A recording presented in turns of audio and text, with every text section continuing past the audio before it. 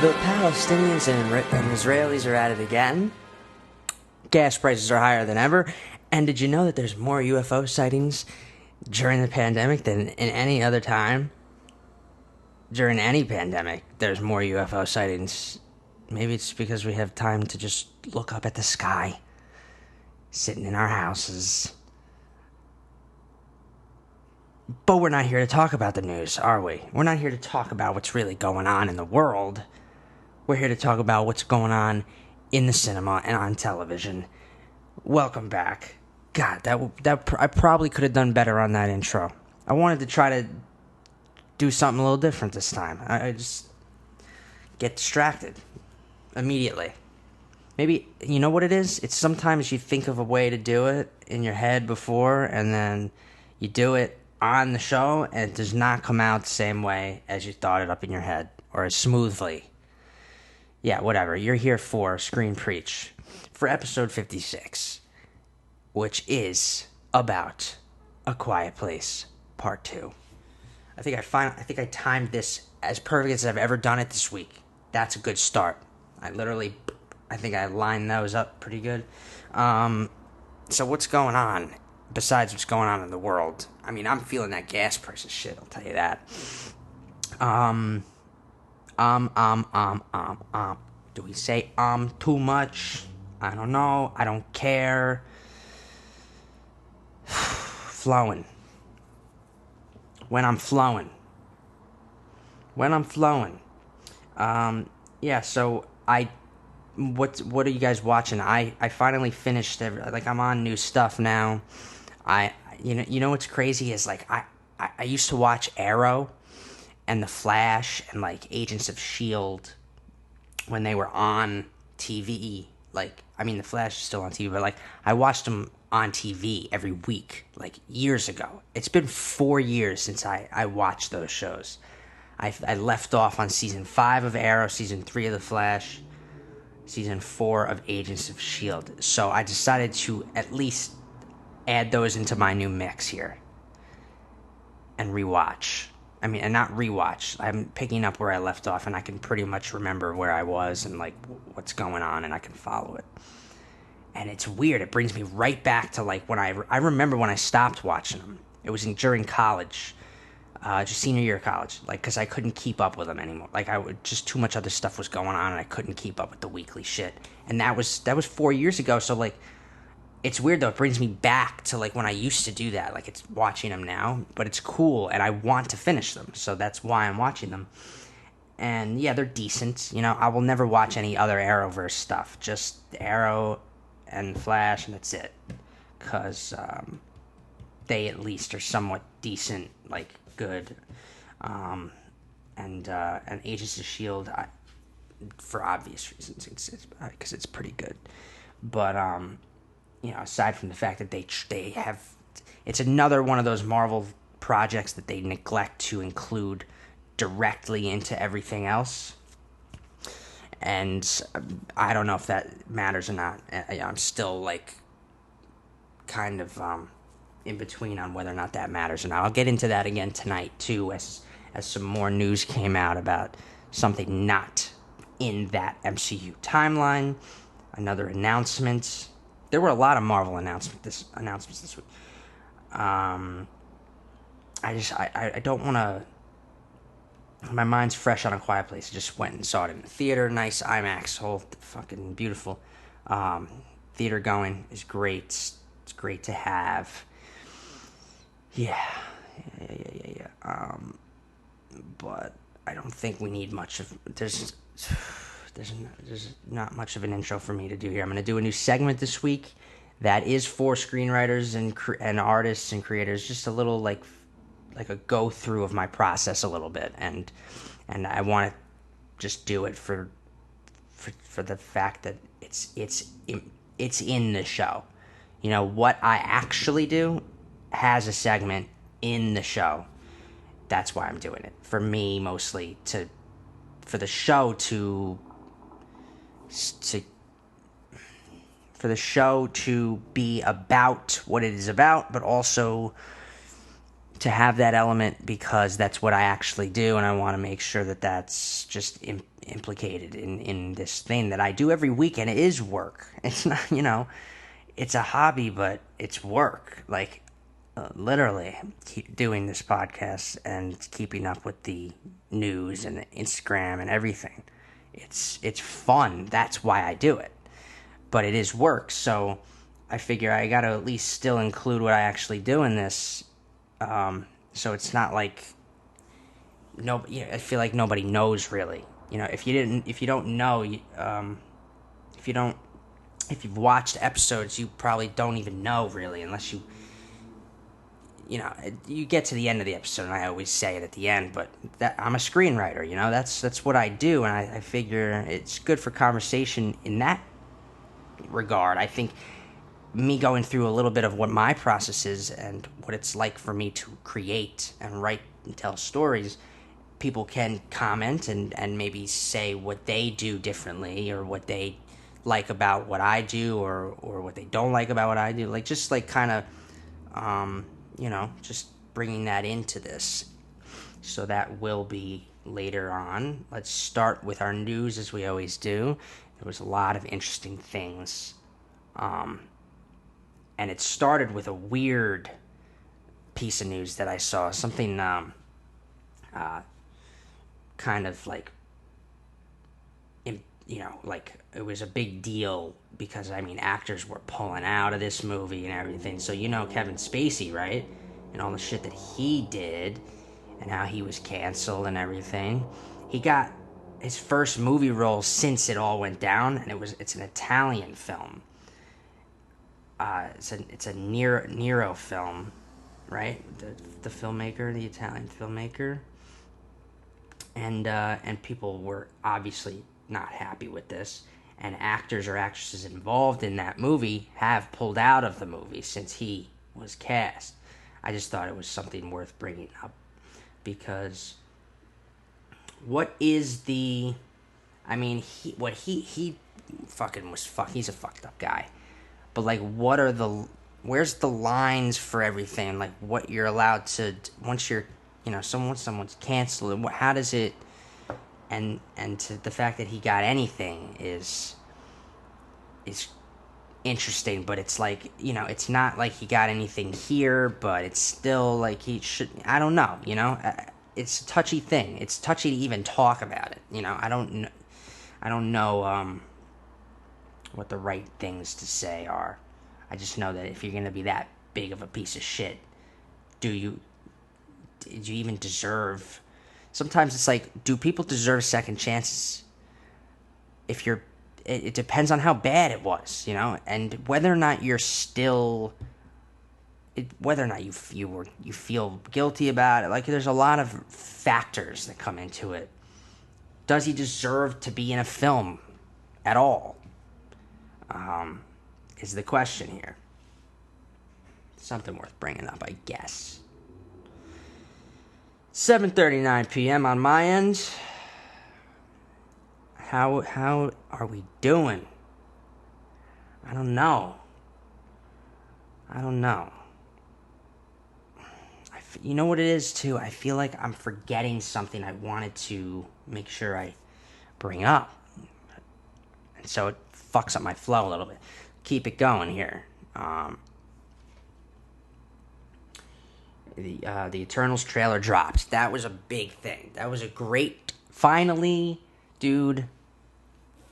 Finally, it happened. And that means all the trailers...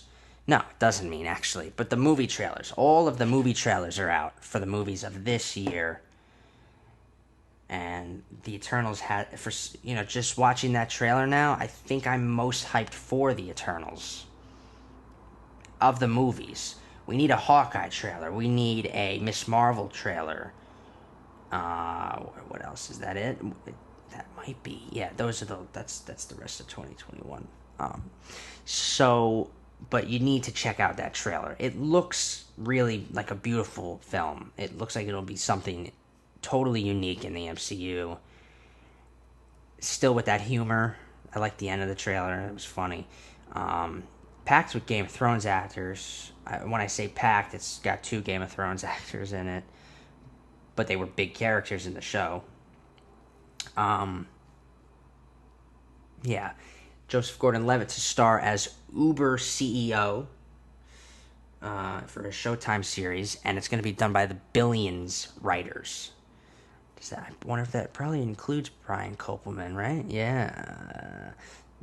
Anyway, that should be interesting. I wonder how that is going to turn out. I saw it, looked intriguing enough to bring up, so I'll keep my eye out for more news and updates on it as we go forward, and I will keep everyone else posted. The Game of Thrones prequel, 10,000 Ships, which I brought up some time back. It was just another one of their announcements for upcoming spin-offs, and they have hired a writer officially. It is Amanda Siegel, and Amanda Siegel has done things such as, I want to say she worked on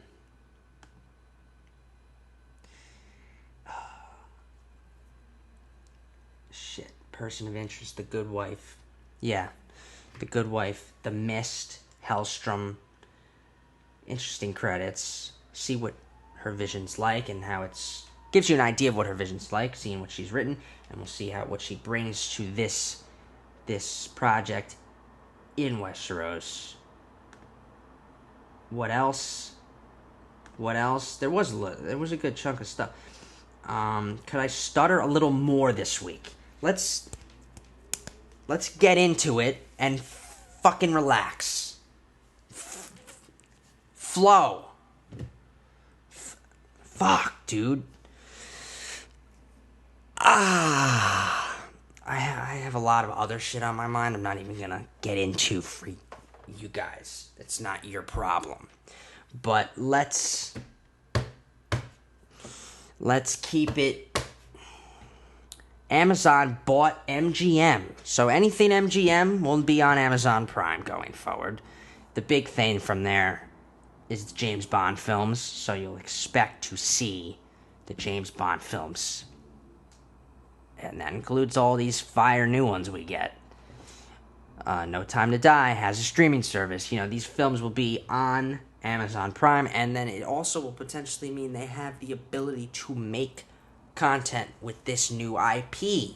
If they bought MGM, who knows? Sky's the limit. There's some good stuff from MGM. Not that I fucking know off the top of my head.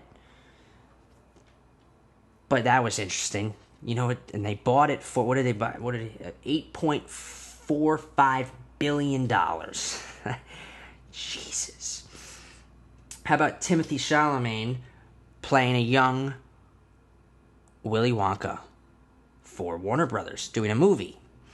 Interesting stuff. How many of those do we need any more Willy Wonka? We got 2 movies, right? Does that world do you think there's really anything there to work with? I guess. Why not? Why am I shitting on it? What's the problem? No problem. And then let's talk about what I guess we'll just get into this, because it doesn't... It's funny, I keep telling myself that I'm okay with it now, but I'm not. Not until I see quality. So here's what happened this week. Recently, too, a couple days ago, Aaron Taylor Johnson was cast by Sony for a solo Kraven the Hunter movie. Here's the thing. Not big on the casting for a couple of reasons. One, lots of dudes. Where are the boobies? Name that movie. 1.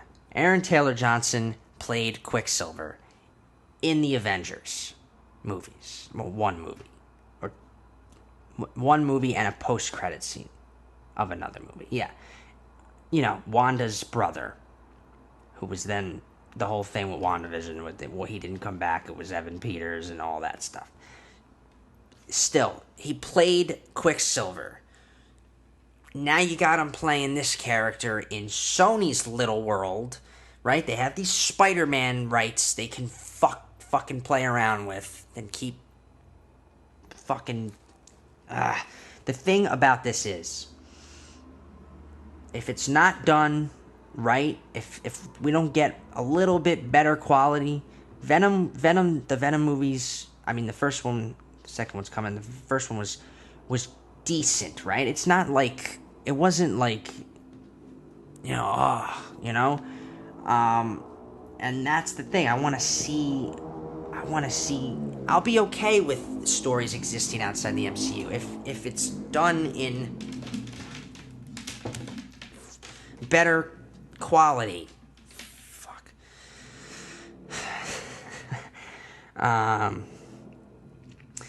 Yeah. So I don't know. I mean, I think I don't know, man. This is still the whole thing with Sony, man.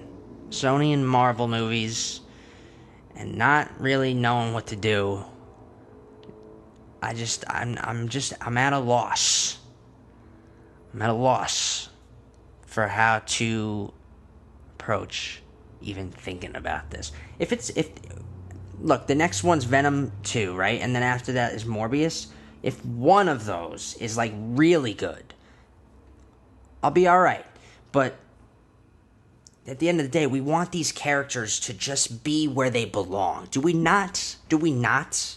Do we not want Kevin Feige to play with these toys? Look at what happens when he plays with all the other toys he has. Okay? That's all I'm saying. That's it. Let's move on. I guess there was only one thing I wanted to say there. Unless I'm just blanking again. Marvel's Secret Invasion adds another star, another actor. They've added, I mean, you would know him from back in the day, who he played in things and whatnot. They added Christopher McDonald. I think he was like, you know who he is. He was in like some Sandler movies and like, he's been around. I think he was in Simi Valley most recently. The Facebook Watch series by Jimmy Tatro. He plays Duncan's father, right? Played by Nick Coletti. Yeah, so that actor's going to be in Secret Invasion now. So that's interesting. I think that's the actor, right? Am I totally wrong about who Christopher McDonald is? I don't think so. But yeah, wonder who he's playing. I just can't wait to see what happens with some of these. There's just so many. I mean, they keep announcing things. It's like every week, dude. It's every single week. Sometimes there's nothing in a week, but then the next week you can count on something being announced. This week there was, literally today, like just in, breaking from Screen Preach Studio, just in, Denai Guerrera returning to play her character Okoye, from Black Panther films, Avengers films. Now here's the thing, they didn't clarify exactly, right? Some people are immediately jumping to conclusions. She's getting her own series, like it's her series. But what if she's just in the Wakanda series that Ryan Coogler's doing? So I'm not 100% on that. I don't know exactly where she's coming back. But her own series would be just as great. On Disney Plus, of course. Interesting stuff. How about this, dude? It sucked to hear this, but remember the actor who played Freddie Jones in School of Rock? His name's Kevin Clark. He died tragically, dude. Only a freaking few years older than us, or at least me. 32 years old, like, hit by a car. Like, that's fucking crazy, dude. It's tragic. That was tough to see. And it makes me I gotta watch School of Rock now. I gotta maybe one of my posts has to be School of Rock related, just in honor, of WandaVision head writer, Jack Schaffer sets an overall deal with Marvel Studios. And 20th Century Fox? What's that? Oh, 20th Century, well, Marvel Disney owns Fox now. So I wonder, yeah, maybe she's going to be involved with mutants going forward. The X-Men. The fact that she signed an overall deal means she will be working on more projects. So we know WandaVision was really great. She's going to be working on more things going forward. We'll see what she ends up being involved in. What else? Yeah, Marvel finally confirmed Oscar Isaac is playing Mark Spector. He's playing Moon Knight. We kind of already knew, but they officially confirmed it just to be, official about it. Great casting, dude. Great casting. That's gonna be so good, man. I've been waiting for live action Moon Knight for as long as I could remember, since I had the action figure as a kid. I remember, you have to understand with the Marvel Cinematic Universe for kids like me who grew up with the figures and like the comics, and I mean, I've said it before. I didn't really read the comics as a kid, but dude, we watched the Raimi Spider-Man trilogy was in the X-Men films. We're like, but we would have all the figures, and we'd be like, why don't they make a movie about this guy? Why don't they make a movie about this girl? Why don't they make a movie about... I remember Black Panther was a big deal for me. Like, they got to do a Black Panther movie. That's why when that came out. Or even just when he first debuted. His MCU debut was in Civil War. And that was, like, so huge. When Moon Knight comes in, and then these other characters, too. When Patriot... I remember, there's so many. So it's like... It makes us giddy because it's like our childhood, man. Finally coming to life. And the last piece of news. This is good. This is important for movies. This is really good for the theater industry, the box office itself. I just saw Quiet Place Part 2 today. It was pretty packed. It was good. They still had to hold, so many... You can't have seats filled, capacity thing, but... It opened to 4.8 million. 4.8 million, not bad. That's a good sign. For one day, for the first, for opening day, 4.8. If it were regular times, that would easily be like, I don't know, what, 12, maybe more. So that's good. That's good, I think. Yeah. That's the news. And that's good because all I can think about is A Quiet Place Part 2. That's why I gotta just get into this. I should just jump right into it, right? I should restructure maybe. Should this segment always go first? No, because it's our main topic. I don't know. It should be in the middle. It should be the bulk. It's the center of these episodes. Quiet Place Part 2. Spoiler-filled recap and review of A Quiet Place Part 2. And it feels like a Part 2. I'll say that right away. Now, it doesn't just open where it left off, but that's where the story continues, right where it left off, literally. We get an opening sequence showing us day one of this thing, where the monsters came. And I love the way it's shot, first of all. I love how we follow Krasinski's character, Lee. So we do get to see him again in a flashback, which was cool.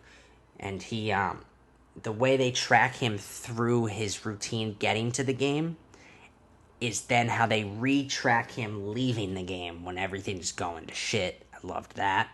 I like the change of perspective. We can always tell.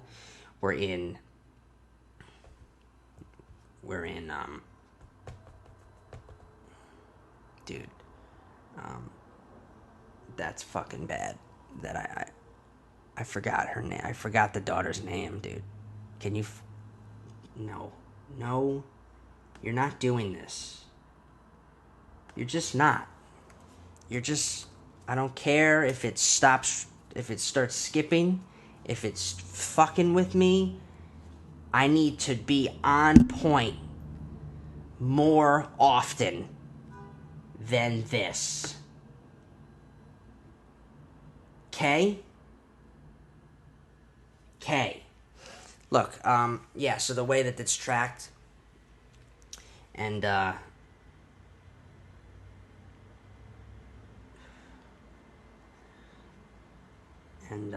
then the change of perspective. So her name is Regan. I don't know that it, do we really get to hear their names that much anyway? I don't know that it, but the daughter character, when it switches perspectives, I loved it in this one, sometimes even more than in the first one, especially in that opening sequence, like when it's like quiet for her and then really loud, and the way that sometimes it transitions from one to the other. But I think what was really powerful about this one is that they continue the arc of this. What was that? Oh. There's a bag on the floor. Yeah, we continue this arc of the family and their growth as characters and as people, right? Their changes. I think every character, especially the son, which his name's Marcus, who has been slowly getting to this point. There's a climactic moment for him that is huge, because he's been very fearful. It's been hard. It's been a long road for his character, like really overcoming the fear that they have to live with every single day. And in this one, he does overcome it, and that's important. But then also Regan kind of embodying her father's role in a way. She becomes the next Lee, played by Krasinski in the first one, right? She becomes that archetypal character, this leading force. She becomes more of a leader than anyone in this one, and just takes control of the situation and tries to do the right thing and tries to do the brave thing for the greater good of her family and of other people. And then my favorite thing was Cillian Murphy plays the new character in part 2. He plays Emmett, right, their neighbor. They knew him before, and it's important we see that. I love when I can see when they're going to utilize things too, like they set it up, and then there's a callback to it later. It's a foreshadow moment when he does this with her. This is how you say dive. I just knew this is going to come back later in the film, and it did in a great way. It's good to know that I know how to. I'm always looking at it from a writer's perspective, and I think that Emily Blunt is awesome as Evelyn. I feel like there was, for the most part, there's a good balance of the two plot lines. We have kind of multi-perspective, kind of a plot, B plot thing going on here. We have Regan and Emmett, and then we have Evelyn and Marcus and the baby, and they're both dealing with things. But the best thing about that was how we cross-cut sequences, so the tension is building equally at the same time in every action sequence. The tension builds on both sides. They're both dealing with some obstacle at the same time, and the editing and the building and then the climactic moment, and that is how the ending, they utilize that structure and that editing for the ending sequence as well, and it was so powerful. It's really something to think that Krasinski's A Quiet Place trilogy, which let me tell you right now, they definitely set this thing up. It's wide open for a third part, and it makes sense. It should be a trilogy. It should not be more than that. I can't. It should really be this one work, of 3 parts. That's just one masterpiece of Krasinski. That's just it's really something what he's done here, and the second part manages to really build off of the first one in a brilliant way, live up to it, and transcend it in an even more beautiful way with what the characters go through and their change. So yeah, the arcs of the characters were my favorite thing. I think that there's an immediate setup I love, and then you can see it built upon throughout. When it ends, it's so abrupt that I was so into it that it seems short. It seemed like there were loose ends that needed to be tied up. It very much seems like it's setting up a third part. But when so I was so into it that I couldn't believe when it was over. Because there's still more, there's more growth. The arcs of these characters are not finished. That's what was so abrupt about it, is that you're seeing things set up that kind of still need to be resolved. But it doesn't affect the quality of it at all, because there is change for the characters. I love the setup that we get in the beginning. It's that we meet this character Emmett, and he's lost his kids, and his. I mean, it's really more about Regan and Emmett, right? But it's also this whole family dynamic. He's lost a family. They've just lost a husband and father.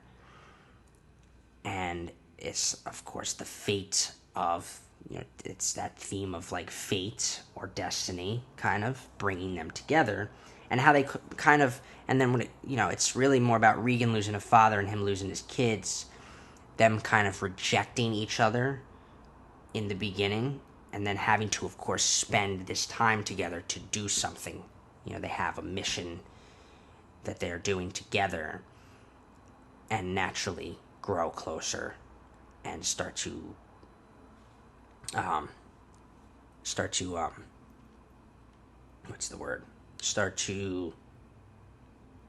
impose their own views on each other and make each other see things from the other person's perspective to allow for the proper change. And that's what's great is that you want this for characters. They should believe something in the beginning and then believe the opposite in the end. And we get that. It's really in a lot of ways about Emmett's arc, because he's this hopeless character who's lost hope in any chance of things getting better and any chance of people being better or being able to get close to people. And meanwhile, our protagonists who we've known are very hopeful. They keep fighting all the time, and Emmett seems like someone who wants to give up. So we get his arc here is that he flip-flops, and he does see things the other way. And that was really powerful. But yeah, I don't know when you're trying to pick which sequence was the best in this. You got this middle one that's just, you're like edge of the seat. But then you have that climactic one. I think the middle one really was, that middle one really got me. Or there were three. There had to have been three. It's kind of like structured that way. We got one at the end of the first act, second and third. There's these fucking sequences. I mean, with the cross-cutting, you get two obstacles at the same time 3 times. It's 6 things happening throughout the movie that are just like so like, you're like, holy shit, fucking shit. Like, it's beautiful. It's so well done. And I think, and the score, it carries over from the first one. It feels very much like one body of work, just the next part of it. And it does not disappoint. It does not disappoint at all. They build on things they've learned from the first one to help them in this one and bring it to that next level.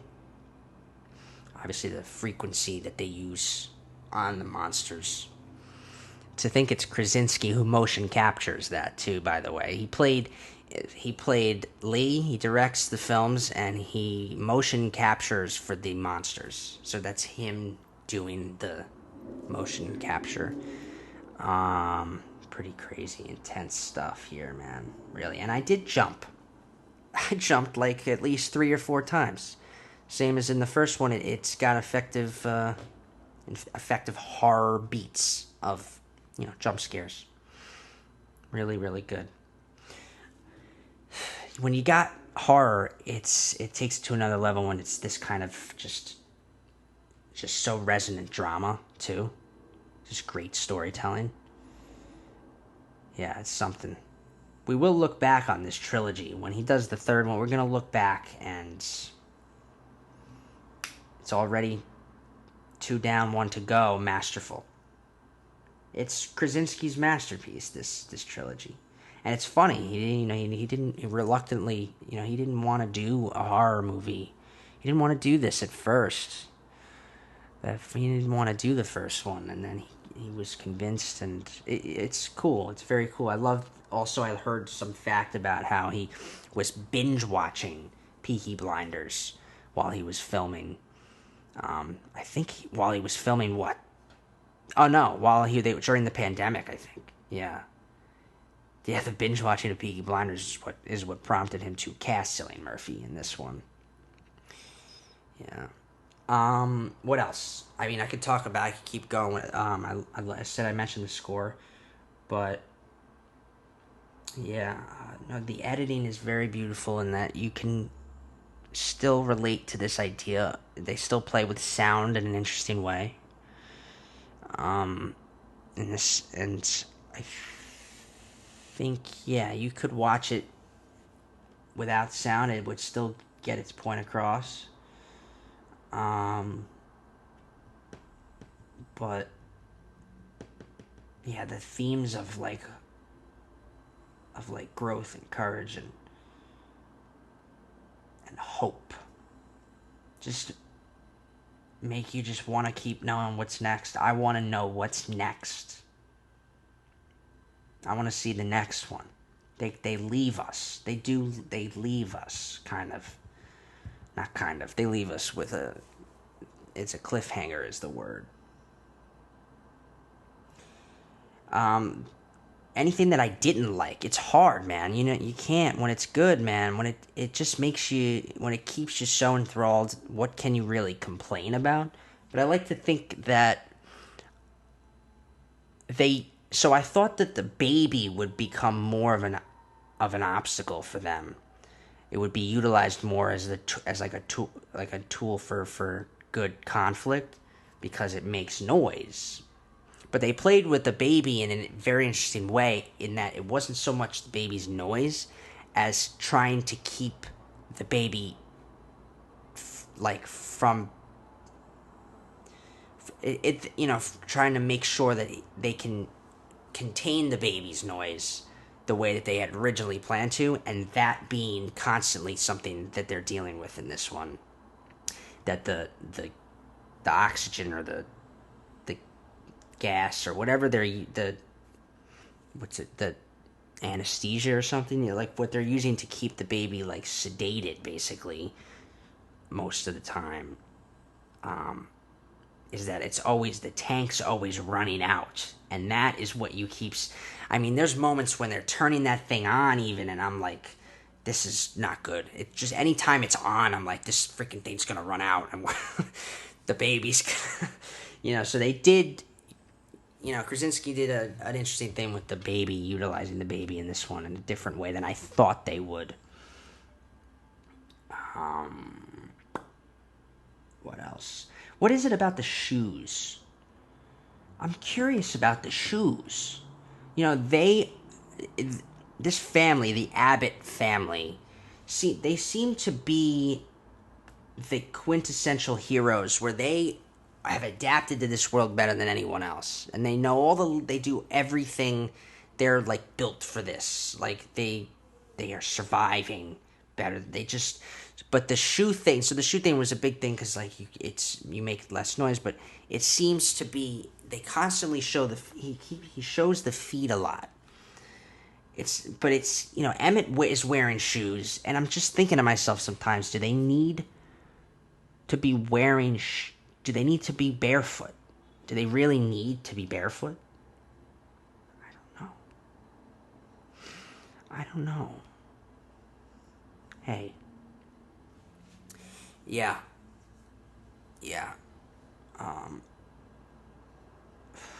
That opening sequence brings you right back in where we left off. We want to know what's gonna happen, and then it's just a wild ride from there. So yeah, I definitely, you gotta see this in a theater, just like you had to see the first one in a theater. You know, you gotta get back in those theaters for the theaters and for you too, for the experience of being in a theater.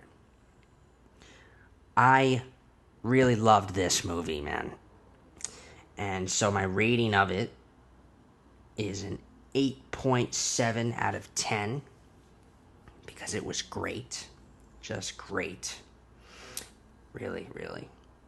And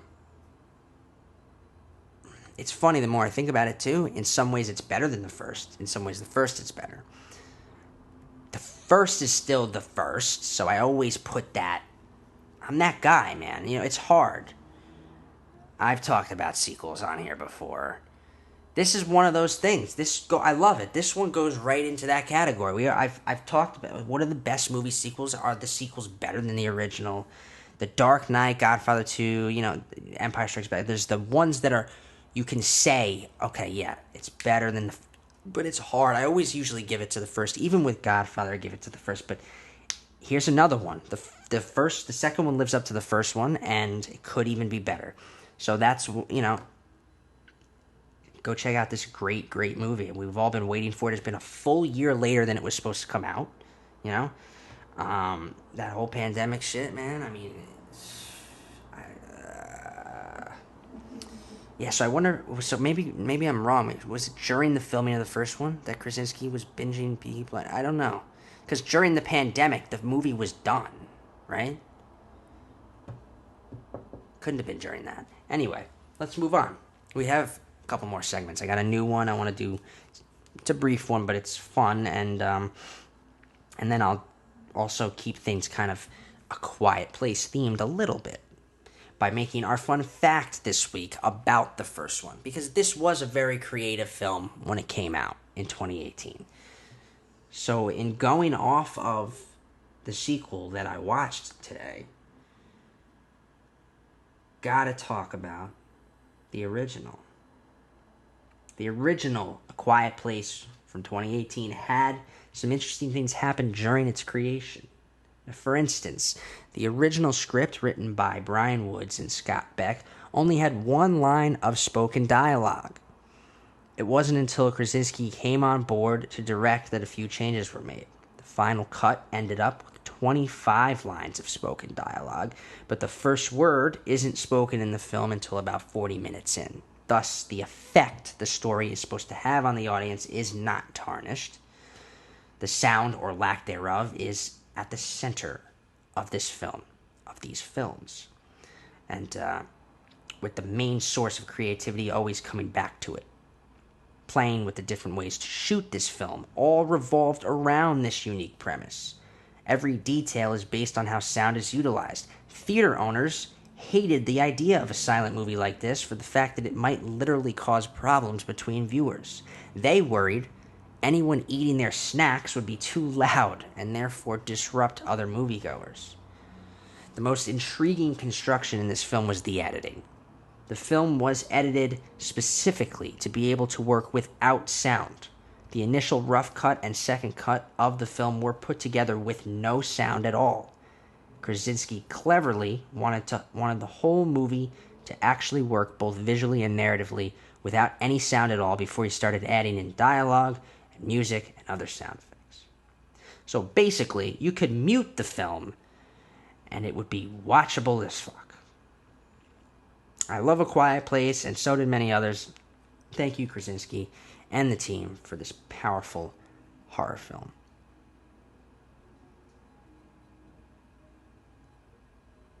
Let's do a question. I loved that we did our first verses last week. People liked it on Instagram. We had a little fun there.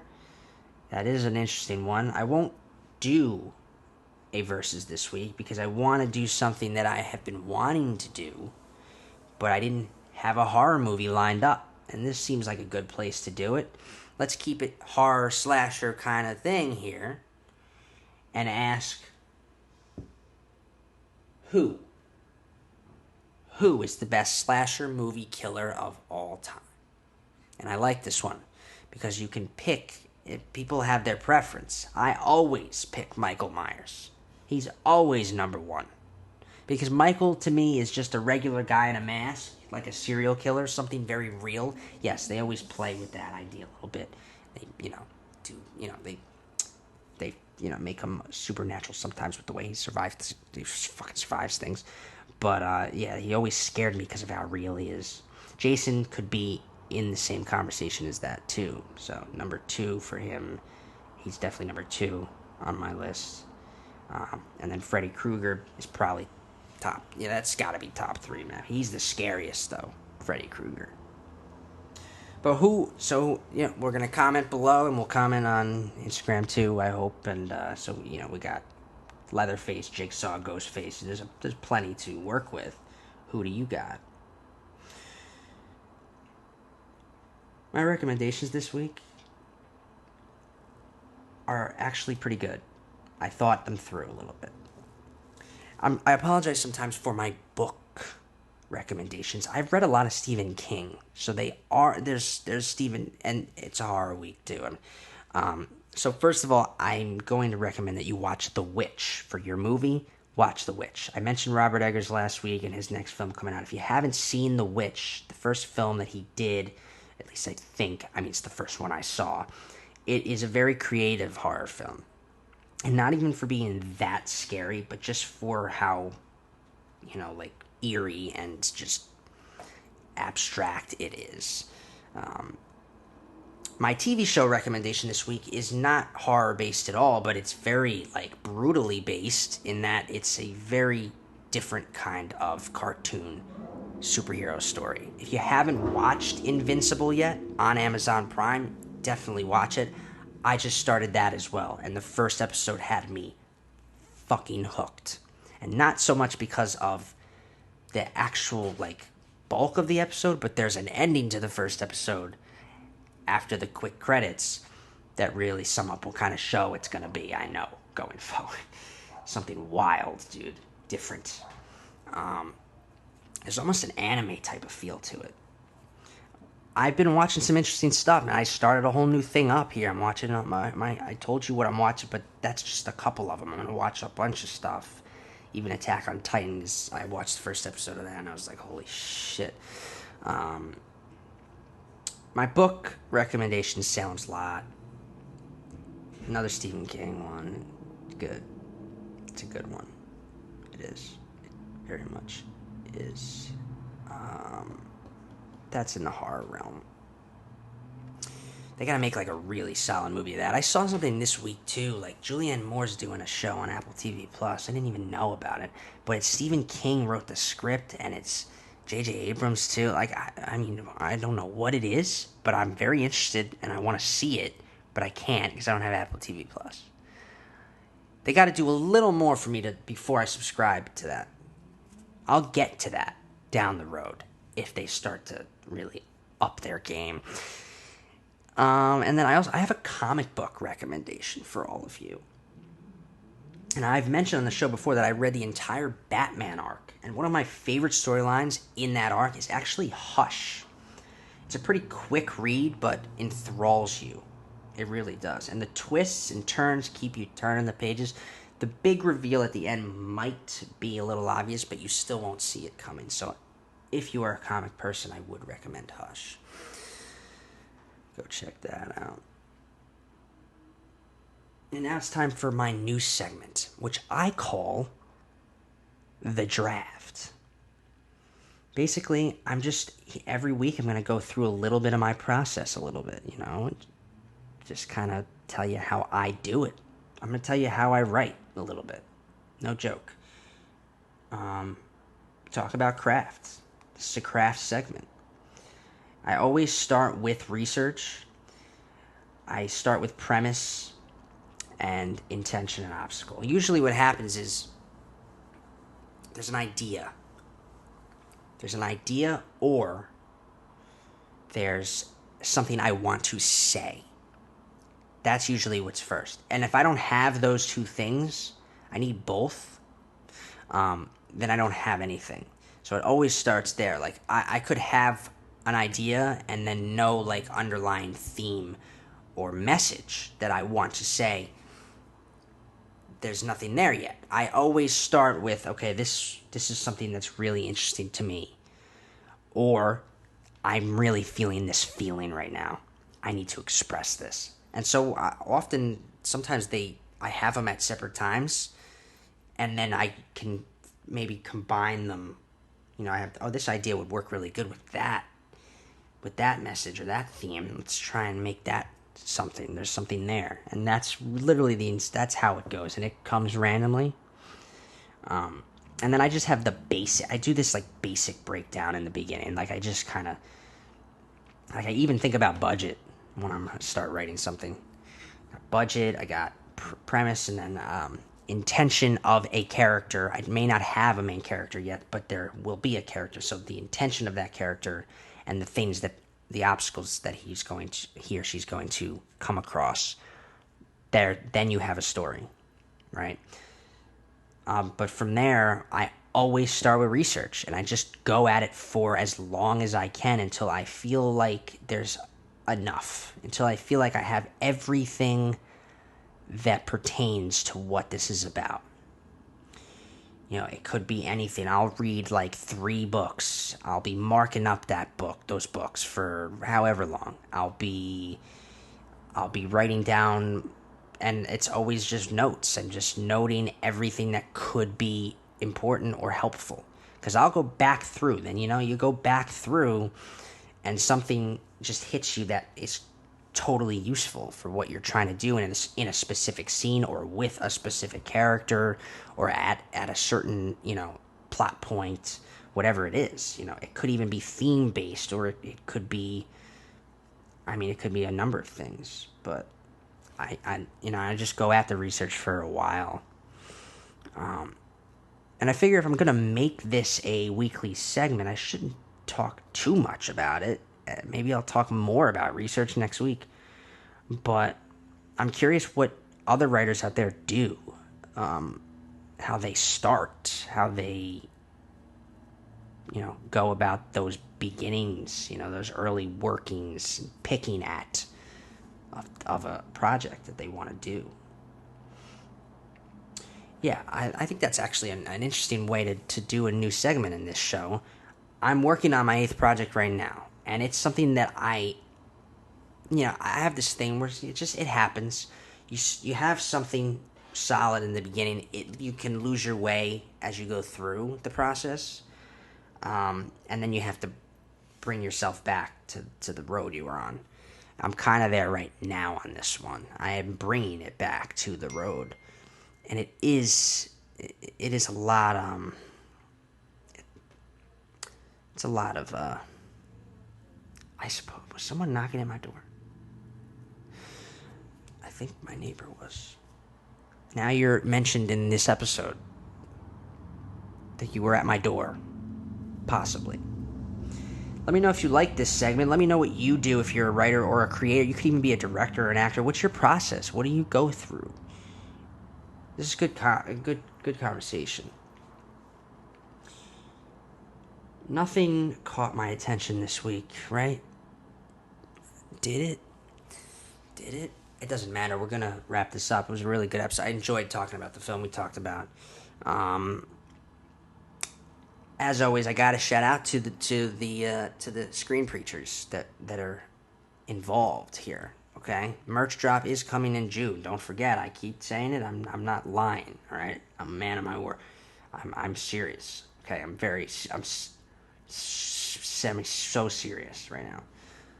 And these are the people who get that merch. Billy Thomas, Jessica Murphy, Michael Morganti, Tijan Construction, Doolin Morganti, Linda Morganti. But also, I know you guys aren't patrons. You gotta go check out my brother's channel, J&J Customs. I gave you a mention this week. You saying I did that?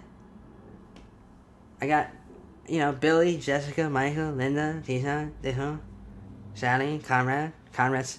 They won, Conrad, Sally, they won. They two, Conrad, Sally, they two. Conrad, Sally, Conrad, they won, they two, they won. I am the cat.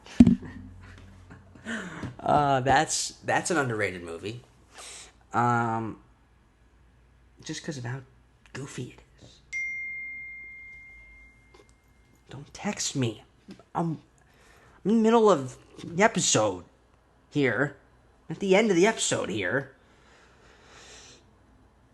Follow me at DeBenji. Follow the show at Screen Preach. Follow me at DeBenji. Follow the show at Screen Preach. Shit. That's too many. That's too many dings. Subscribe to BMS Studios on YouTube. Okay? That's where the content is. I'm doing showcases. I'm going to get my stuff here. I'm going to do more showcases too. I like to do that. I put one out last week. If you like that stuff, go check it out. But go check it out for all the other stuff too. What else? You definitely want to check out my website. We talked about craft for the first time this week. Go see my completed works. And by completed, I mean they all probably need another draft. But they're solid enough right now. And then, yeah, if you want to be a part of that merch drop in June or any of them going forward, you need to become a patron at patreon.com/preacher. As always, I love it. Another successful Friday evening. Thank you for watching and listening, and have a very cinematic week.